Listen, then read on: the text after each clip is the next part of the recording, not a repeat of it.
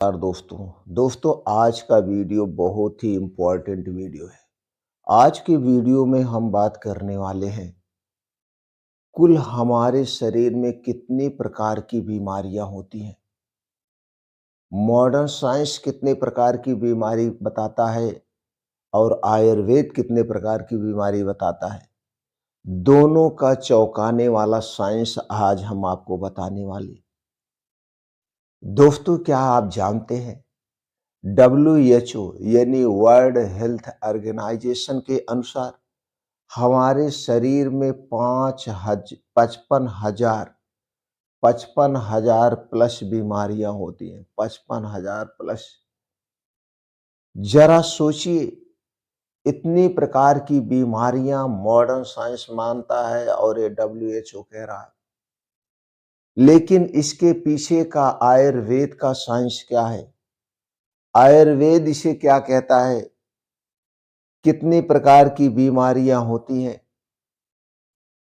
तो आज के वीडियो में हम कवर करेंगे बीमारियां कितनी प्रकार की होती हैं, क्यों होती हैं, आयुर्वेद के अनुसार कितने प्रकार की बीमारियां होती हैं और कैसे हम 90% बीमारियों से बिना दवा के लाइफ स्टाइल दिनचर्या को मैनेज करके अपने शरीर को रोग मुक्त रख सकते हैं, बचा सकते हैं।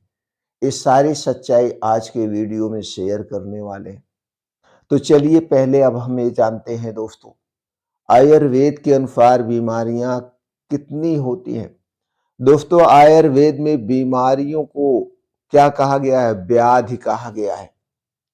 आयुर्वेद साफ कहता है सर्वे रोगा दोष वैस्मात्, यानी सभी रोगों की जो जड़ है उस शरीर के दोष हैं।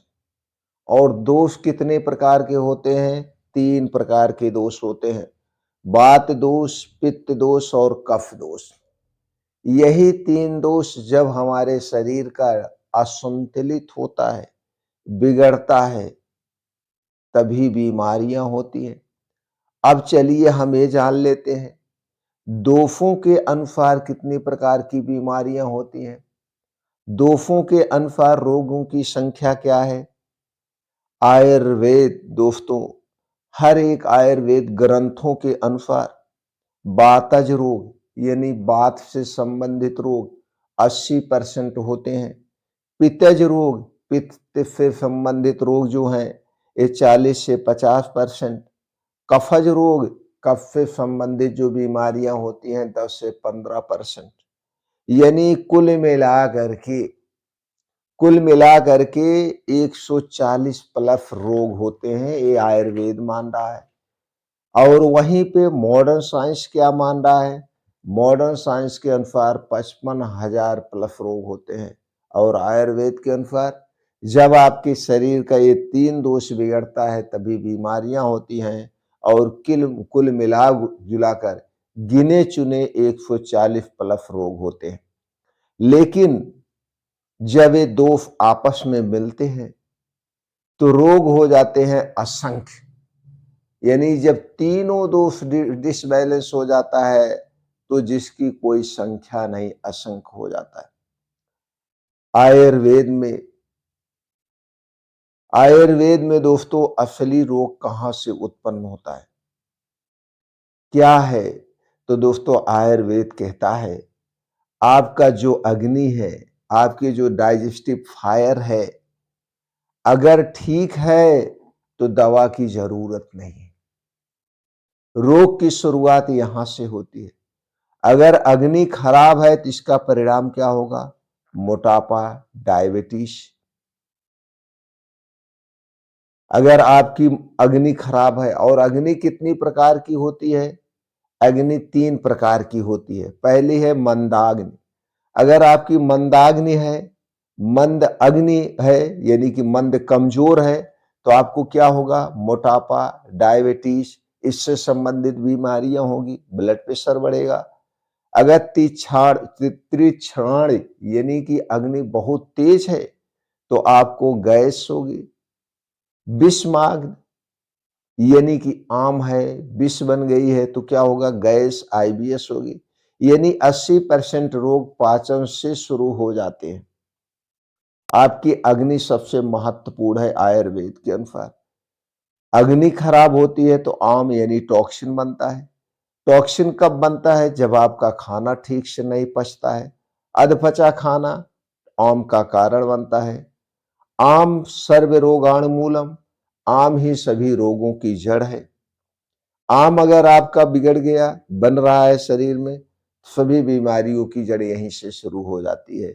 अधपचा खाना आम, आम बढ़ा तो बीमारियां शुरू। सीधे तौर पे आप समझ चुके होंगे। अब हम बात करते हैं मॉडर्न साइंस क्या कहता है। दोस्तों, हमारी आधुनिक चिकित्सा यानी ICD, international classification of disease, WHO पर आधारित। आईसीडी डब्ल्यूएचओ के अनुसार 55,000 प्लस बीमारियां और हेल्थ कंडीशन, लेकिन इन्हें 4 मुख्य वर्गों में बांटा गया है। 55,000 तो बीमारियां हैं, लेकिन इन्हें 4 मुख्य वर्गों में बांटा गया है।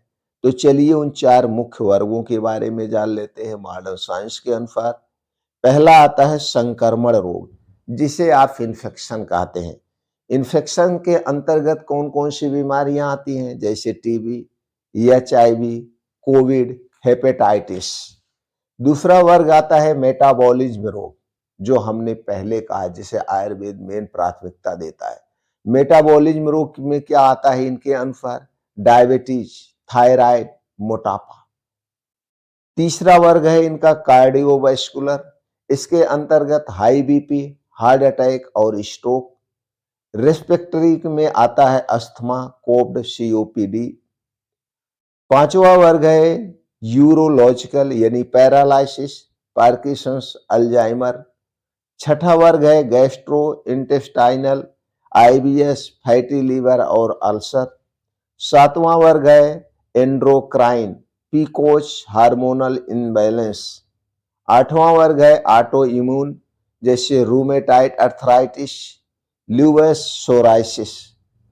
नौवां वर्ग है कैंसर। दोस्तों, कैंसर एक प्रकार के नहीं होते, कैंसर 200 प्लस प्रकार के होते हैं। 200 प्लस प्रकार के होते हैं। 10वां वर्ग है इनका मानसिक रोग। मानसिक रोग के अंतर्गत जैसे डिप्रेशन, एंजाइटी, स्किज़ोफ्रेनिया। ये दोस्तों थे वर्ग। अब हम जानते हैं मॉडर्न साइंस के अनुसार रोगों के क्या कारण है। मॉडर्न साइंस इन रोगों के होने के पीछे के कारण को कहता है। जैसे अगर आपकी लाइफ स्टाइल गड़बड़ है तो 60% बीमारियां होती है। आयुर्वेद 15% बीमारी जेनेटिक मांगता है, 10% इन्फेक्शन से होता है, 10% पर्यावरण से और 5% अज्ञात है। यानी कि 100% बीमारी आए मॉडर्न साइंस के अनुसार एक कारण है। डब्ल्यूएचओ के अनुसार लाइफ स्टाइल बीमारी सबसे बड़ी समस्या मान्य रहा है, और आज के समय में हर एक आदमी का लाइफ स्टाइल गड़बड़ है। आयुर्वेद और मॉडर्न साइंस का मिलान, चलिए देखते हैं दोनों क्या क्या कहते हैं। दोस्तों, एक तरफ हम रखते हैं आयुर्वेद, एक तरफ हम रखते हैं मॉडर्न साइंस। आयुर्वेद कहता है जब आपके शरीर के सारे दोष असंतुलित होते हैं तो बीमारी होती है। मॉडर्न साइंस कहता है हार्मोन इम्बैलेंस। आयुर्वेद कहता है आपके शरीर में आम बन रहा है, और मॉडर्न साइंस कहता है इन्फ्लामेशन। आयुर्वेद कहता है अग्नि आपकी मंद है, और इसे मॉडर्न साइंस कहता है लो मेटाबॉलिज्म। आयुर्वेद कहता है स्रोत अवरोध हो चुके हैं, और मॉडर्न साइंस कहता है ब्लॉक्ड सर्कुलेशन। आयुर्वेद कहता है दिनचर्या दोष है आपकी, और ये क्या कहता है modern science? Sedentary life style. दोनों एक ही बात कह रहे हैं, बस उनकी भाषा अलग है। दोनों के कहने का तात्पर्य एक है, लेकिन भाषा अलग है। तो सावधान होने की जरूरत है। दोस्तों, अगर आप चाहते हैं डायबिटीज, थायराइड, मोटापा, जोड़ दर्द, स्किन रोग ना हो, तो शुरुआत यहाँ से करिए। सही आहार, सही दिनचर्या, सही पाचन, सही सोच, तो बीमारियां दोस्तों हजारों हो, लेकिन बीमारियों का कारण गिना-चुना ही होता है। चाहे कितनी भी बीमारियां हो जाएं, उनके कारण गिने-चुने होते हैं। इलाज दवा में नहीं है दोस्तों, इलाज आपके जीवन शैली में है, आपके दिनचर्या में है। जिसने भी इस दिनचर्या को अच्छे से समझ लिया, वो अपने आप को दवा मुक्त रख लिया। आगे की वीडियो में दोस्तों हम जानेंगे रोगों की 6 मूल जड़ें। इन्हीं 6 मूल जड़ों को जब आप पहचान लेंगे, तो शायद आप अपने आप को रोग मुक्त रख सकते हैं। हर एक बीमारी की 6 मूल जड़ हैं। अगले वीडियो में यानी कि इसके बारे में हम कल बात करेंगे। तो कल की वीडियो मिस मत करिएगा। आप भी सुनिएगा, अपने यार दोस्तों परिवार के साथ शेयर करिएगा। अगर हमारी जानकारी से आप पूर्ण रूप से संतुष्ट हैं, तो वीडियो को लाइक करें, बेल आइकॉन का बटन ऑन कर दें, जिससे हर एक वीडियो की नोटिफिकेशन आपको मिले। यार दोस्तों परिवार के साथ जानकारी शेयर करिए। जानकार बनिए दोस्तों, स्वस्थ रहिए, निरोग रहिए।